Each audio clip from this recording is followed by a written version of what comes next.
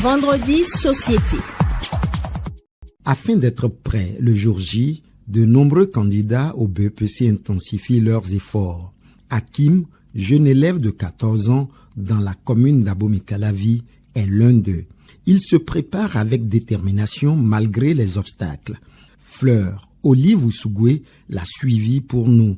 Reportage. Il est 20h à Sédégbé, un quartier de Godomé dans la commune d'Abomey-Calavi. Dans une modeste habitation partagée par sa famille et 2 autres locataires, Hakim, 14 ans, est absorbé par ses cours d'histoire et géographie. Je me sens pas stressé. Hakim est en classe de 3e. Il s'apprête à passer son 2e examen important, le brevet d'études du premier cycle. Par exemple, on peut venir expliquer tout ce qu'il y a sur la S1, sur la S2, c'est comme ça dans chaque matière. Depuis 2 mois maintenant, ses journées sont chargées. Du lundi au samedi, parfois de 8h à 18h, Hakim enchaîne les cours et les travaux dirigés. L'option du répétiteur est hors de portée pour ses parents, faute de moyens. Le cours d'histoire géo, je suis en train d'apprendre la SA2. Ça parle des ressources disponibles au Bénin. On a comme ressources les ressources humaines, les ressources agricoles, les ressources fauniques qui concernent les animaux sauvages disponibles dans eux, les ressources pastorales et aussi les ressources halieutiques, les ressources touristiques qui concernent les sites touristiques. On a des ressources minières aussi, non? Oui, les ressources minières aussi, comme l'or, la pemba, le feu à Lubulumbo, le Mavaïtadjo, le sable de Verria, il y en a plein. À la maison, c'est Bilal, son grand cousin, qui prend le relais dans ses révisions. C'est vrai qu'il est intelligent, mais il a aussi des lacunes qu'il faut combler au fur et à mesure. Hakim est conscient de l'importance de cet examen. Pour lui, obtenir le BEPC, c'est franchir une étape déterminante de son parcours. Malgré le stress, la fatigue et l'espoir, Hakim reste concentré sur son objectif, décrocher son BEPC et poursuivre ses études. Hakim et les candidats au brevet d'études du premier cycle seront évalués dans 6 matières différentes durant les 3 jours d'épreuves écrites, lecture et communication écrite, physique, chimie et technologie, histoire et géographie, sciences de la vie et de la terre, anglais et mathématiques. Ces matières n'ont ni les mêmes coefficients, ni les mêmes difficultés. Comment aborder au mieux chaque épreuve? Cyprien Lokossou. L'examen du BEPC commence par l'épreuve de lecture et communication écrite.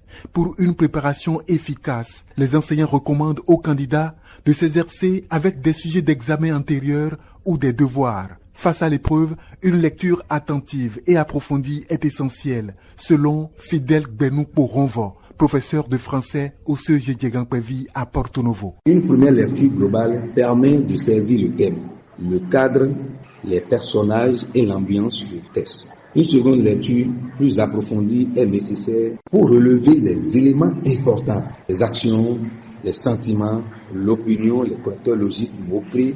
Le candidat doit répondre avec précision, en phrases correctes, claires, sans faute et en respectant la consigne. Cette approche est valable pour la plupart des épreuves. En ce qui concerne les matières scientifiques, souvent redoutées par les élèves, les encadreurs conseillent de revoir les exercices effectués en classe. Les explications de l'inspecteur Espédi Ronsou. Il suffit de reprendre ses devoirs, de reprendre les interrogations écrites qu'on a eues au cours de l'année et de faire quelques exercices. Il n'est surtout pas question de passer de nuit blanche ou bien d'aller se coucher tardivement. Non, ceux qui ont la chance d'avoir des répétiteurs, ceux-là, ils pourront exprimer leurs difficultés. Pour les mathématiques et la PCT, le candidat doit impérativement maîtriser l'écriture correcte des formules et des théorèmes. Les précisions de Afissou Fassassi, professeur de PCT au CEG Ouancho dans la commune d'Avrankou. Le candidat est tenu de mémoriser. En PCT et en maths surtout, c'est grâce aux formules que le candidat peut s'en sortir avec les questions qu'on va lui poser. Il est obligatoire de mémoriser les formules et de les garder proprement. Il est déconseillé de se préparer à l'examen en fonction du coefficient des matières. C'est une erreur à éviter absolument, insiste l'inspecteur Espédi Ronsou. Les candidats aux examens sont souvent soumis à un stress important. Selon le psychologue clinicien Raoul Satonji, il faut créer un environnement stimulant qui encourage le candidat et renforce ses capacités pour favoriser sa réussite à l'examen.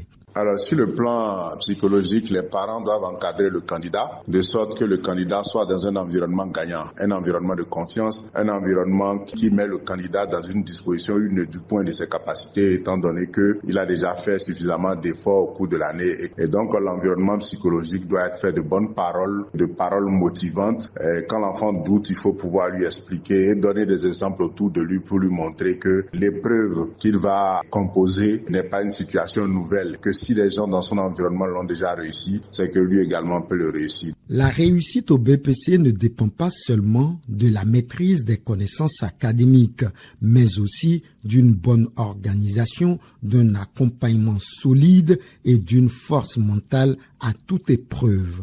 Pour ces jeunes, c'est bien plus qu'un examen, c'est une étape cruciale vers leur avenir. Vendredi Société.